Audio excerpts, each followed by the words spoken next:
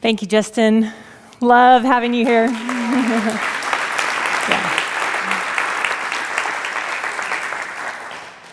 Well, good morning, everyone. So we are walking through this theme of making our way by walking, and we're sort of bridging that into the next month's theme, and I'll get to that. As Reverend Karen mentioned last week, we were both back at Unity Village a couple weeks ago for the People's Convention. This is Unity's national convention.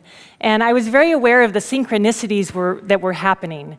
And I was actually there the previous week taking classes as part of this ministerial program that I'm trekking along on.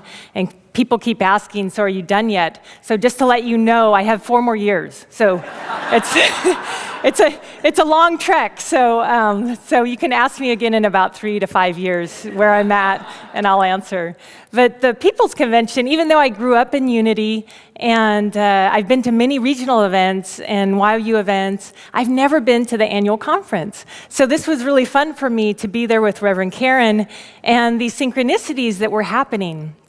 And so on the Monday, the first day, the ordination happened for new ministers, and so there was a reception afterwards, and Reverend Karen was sitting outside, and she was chatting with one of her classmates, Reverend Alden, and so I went out to meet them, and as soon as I walk up to the table, I'm like, oh my gosh, Reverend Blair Tabor. And so Reverend Blair Tabor was sitting at the table with them, and I was amazed because Reverend Blair was my youth minister at San Leandro Unity in the 80s, and I hadn't seen him since.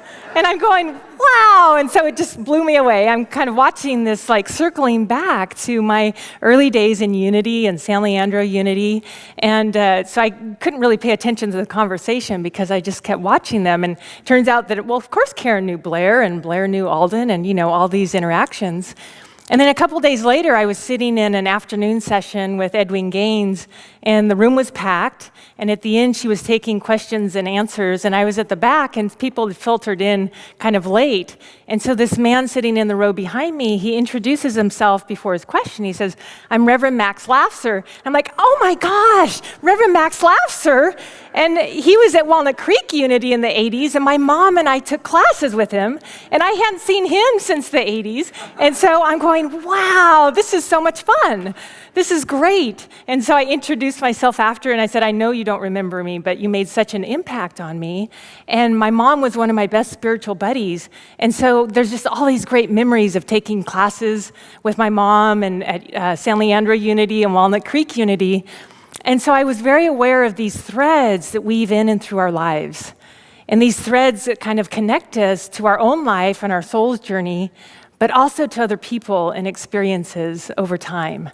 And so as we're exploring this morning, this idea of making our way by walking, I want us to look at the ways in which these threads in our lives connect us to ourselves, but also connect us to one another, connect us to each other in our communities, in our country, and around the world. And last week, Reverend Karen was doing a mindfulness walk, and so there is that external aspect of it, but it's also these inner threads that weave us together.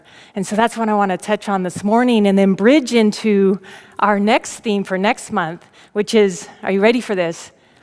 The practice of being uncomfortable. And I know many people are immediately going, la, la, la, I don't want to be uncomfortable, no, but this is going to be great. So we're gonna explore how being uncomfortable can be this incredible spiritual experience and the blessings that can unfold out of it. And so I want to revisit the story that Stephanie shared before the meditation of Jesus and the Samaritan woman. And to really understand how radical this story is, we need to understand the historical context. And so at the time, Jews and Samaritans didn't get along at all, and not just a little bit.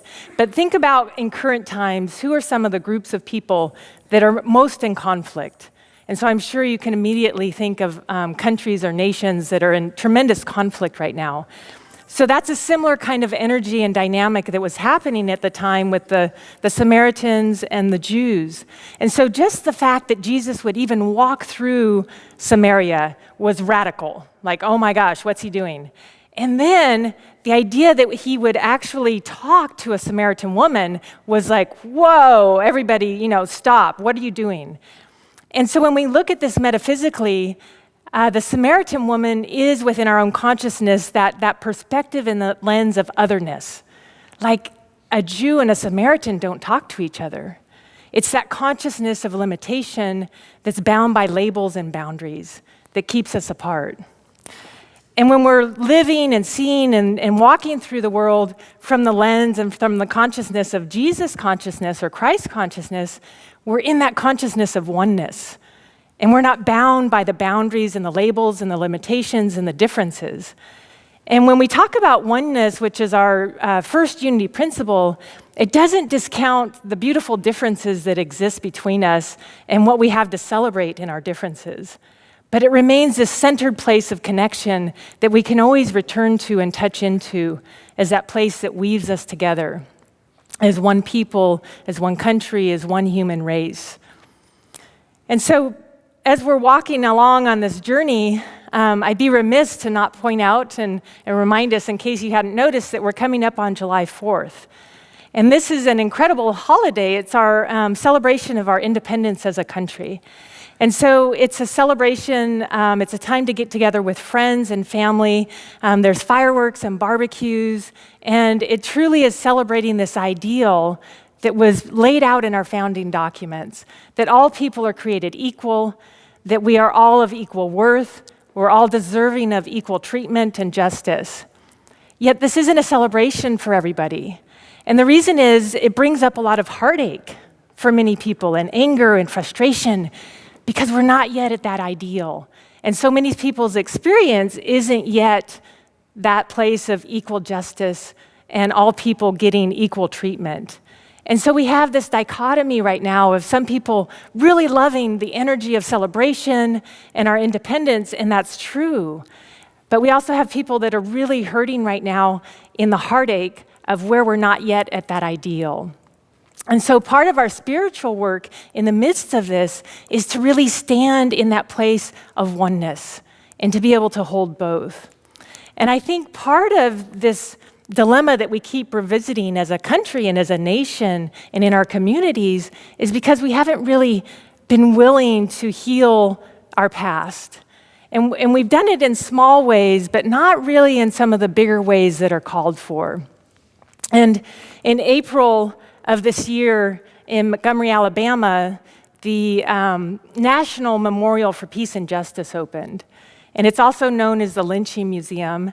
And even when I say that word, I cringe. And I think everyone in the room does, because every fiber of our being is just can't imagine how one human could do that to another. And the power of this national memorial, there's many things about it, but the founder of Equal Justice Initiative, Bryan Stevenson, he went and he based it on also the apartheid museums and memorials in South Africa and the Holocaust memorials and museums in Germany. And what he noticed and realized and recognized is these countries actually want people to go and visit these memorials. They don't want to forget the history of their nation and their country, even the shadow aspects of it. And it's through that process of looking at that and reconciliation that they've been able to heal from it. But when you look around our country, we don't have markers of the people that have lost their lives from lynching and through slavery. And some of the estimates are 60 million from slavery, but as Bryan Stevenson points out, slavery just really evolved into Jim Crow and then our current prison system. And some of the estimates for our Native American family and friends and community is that as many as 94 million were lost over the time of the founding of our country. And so just imagine those kind of numbers, and we don't really talk about that. And something that gets in the way is, Bryan Stevenson points this out, is within our country there's such a culture of shame. And we have so much shame that it's actually an obstacle to entering into processes of forgiveness and reconciliation. And so part of our work is to be willing to step into those uncomfortable places. And I just want to share with you one quote from Bryan Stevenson of Equal Justice Initiative. He says, "Our nation's history of racial injustice casts a shadow across the American landscape. This shadow cannot be lifted until we shine the light of truth on the destructive violence that shaped our nation. traumatized people of color, and have compromised our commitment to the rule of law and to equal justice. And so he points out that a step on our healing journey and to more fully bring this ideal of equality for all people into expression is for us to be willing to go into some of those uncomfortable places as a country and as communities. Rebecca Tsosi, she's Native American, and she wrote a very interesting article about reconciliation with our Indian nations, and she pointed out that we really haven't done a lot to heal that kind of shadow aspect of our country either. And she said there's been just 2 times the US government has actually apologized, and one was in the 1990s when US Congress formally apologized to the Hawaiian people for helping to overthrow their kingdom in the late 1800s. And then the other time was in 2000, in September, Assistant Secretary of the Bureau of Indian Affairs, who was also a Pawnee Indian, issued an apology to the Native Americans. And he did it on behalf of all people of the United States. And it happened on the 175th anniversary of that bureau. And he said, this really isn't a time for celebration, but it's a time for reflection. And there's a couple things that were so powerful about his apology. First, he pointed out that, of course, the employees working for the Bureau at that time didn't commit these wrongs directly against the Native Americans, but they worked for an institution that had in the past. And so together we have this collective responsibility. We have a collective responsibility as a people to be able to move forward and heal. And the other thing that was very powerful about his apology is he actually named it as ethnic cleansing, which was unheard of for a US official to do anything like that. But he named it for what it really was. And so in the light of this, it can be very difficult to maintain our hope. But these, to me, are issues and ideas and occurrences that helps flame that hope. And to me, it helps nurture that flame that is this ideal.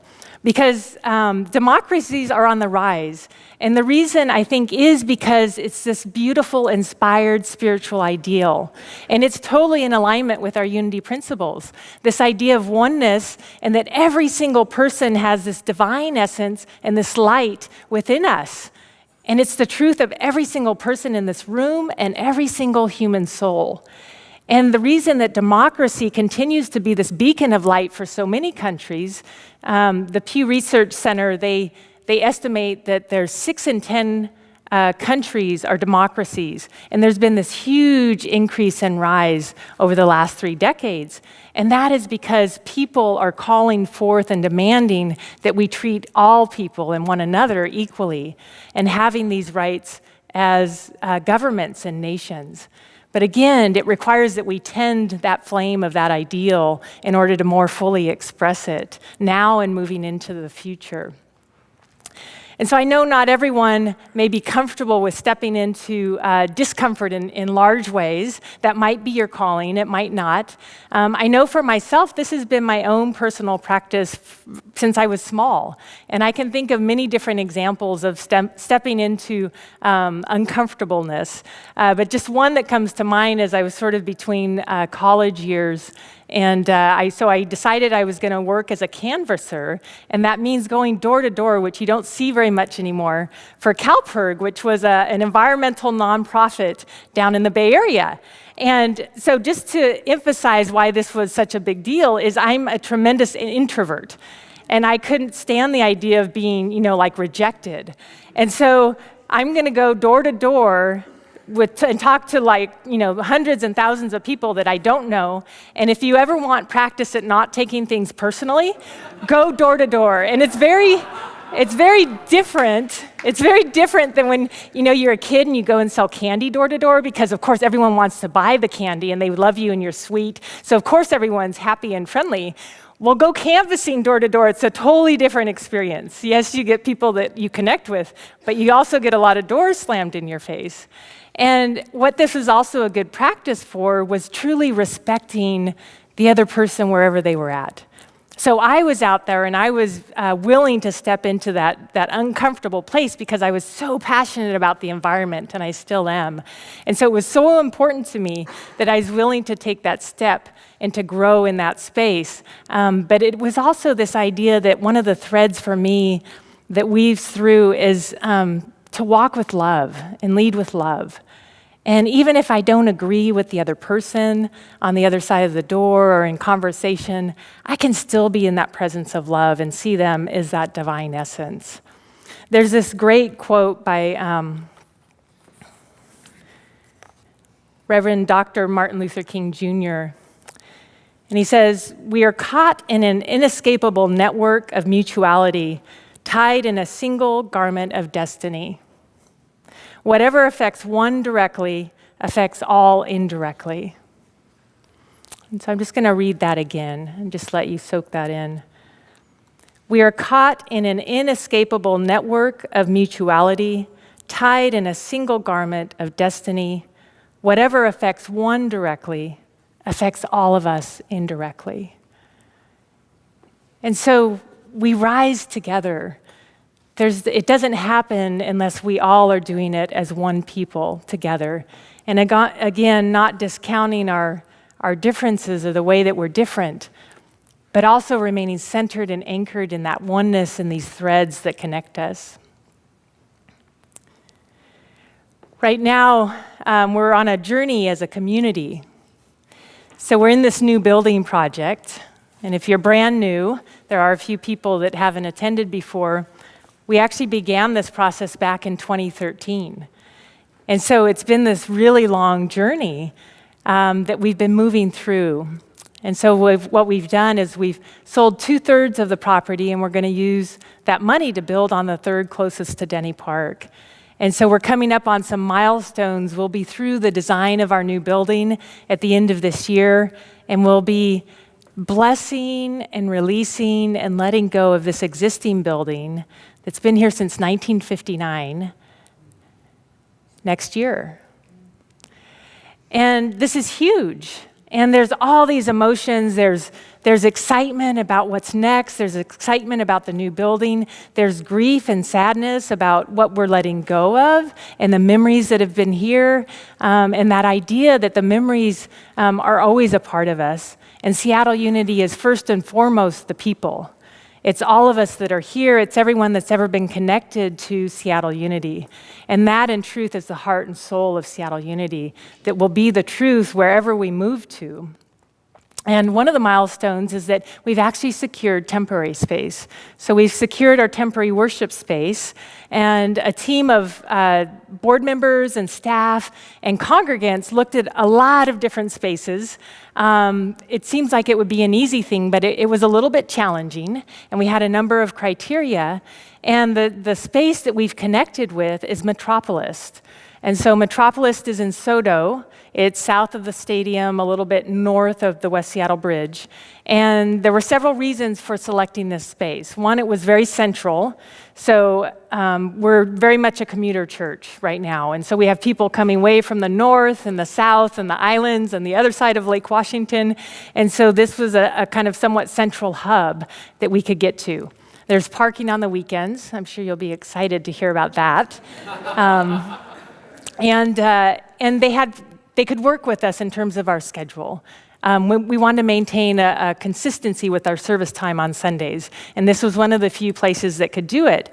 But I think one of the key factors that we all agreed on was that as soon as we walked in, the very moment we walked in, Chad and Andy and the entire staff of Metropolis has been so incredibly positive. They have these positive little affirmations on the stairs going up to the second level, and I'm like, this is like unity. These are like unity people, yes! And so it was this excitement, and the whole time they've been incredibly creative and supportive, and we've been through a lot of discussions on what changes need to happen to the space, and the idea of flexibility, and that's going to be a theme as we continue to go through these changes together. And as we kick off entering into this new space, we're going to have a new blessing evening. And so on Wednesday, August 15th, That will be an event called Soundings. It will be led by Reverend Karen and Rafe Perlman, supported by Aaron McGowan and Andrea Carino with music and sound. It's going to be a mystical evening. It's going to be this opportunity for us to preview the space, but really at the heart of it is our opportunity to walk in and receive the blessings that this space is going to offer us, and to bring our presence and our blessings into it. And so we're super excited about the energy and creativity that exists with this group at Metropolis, and we consider ourselves incredibly blessed to be able to work with them in this way. And so again, it's August 15th. It's a Wednesday evening, very mystical service that we're going to have. We will have a couple initial Sunday services in the space in October, and then first part of next year is sort of a warm-up before we get into there on a regular basis. And of course, myself and Karen and any of the design team are available for questions at any point. So reach out to us, please, if you do have questions. So, what's that? Sure, if the design team members are here, could you please stand that have been part of this process as well? Thank you.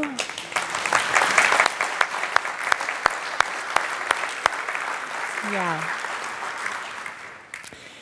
So as we're coming to a close, I want to just take us into a meditation to anchor this idea and this energy of remaining centered in our oneness and these threads that connect us. And so I just invite you to get comfortable wherever you're at in that space.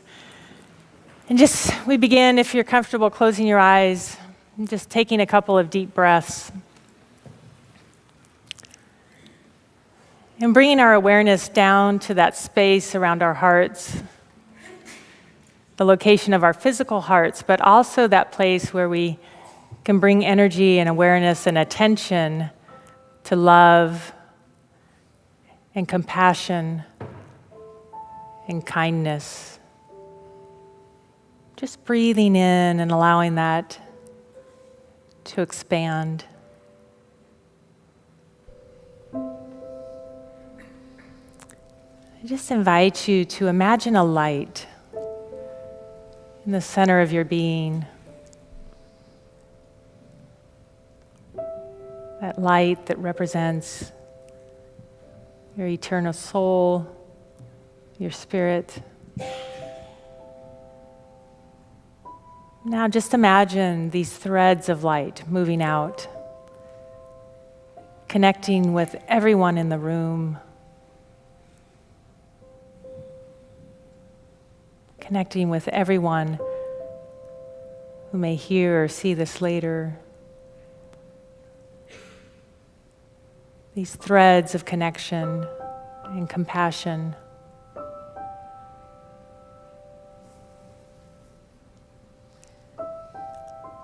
And imagine these threads continuing out into all of Seattle, in this region, and spreading out throughout our country. These threads of light that connect us.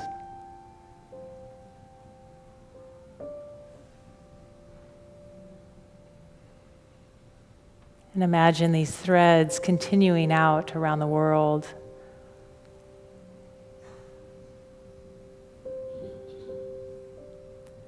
These threads that connect all of humanity and our planet and all beings.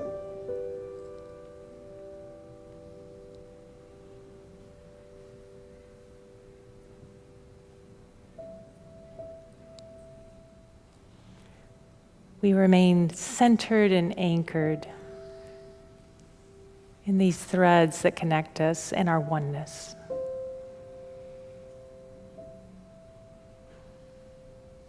As we go forth in our lives and into the world, let us be that light. Let us live that oneness.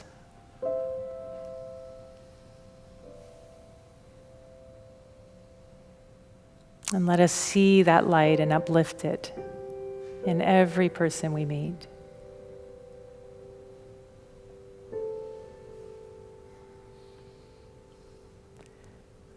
for this awareness. We are so grateful. Amen.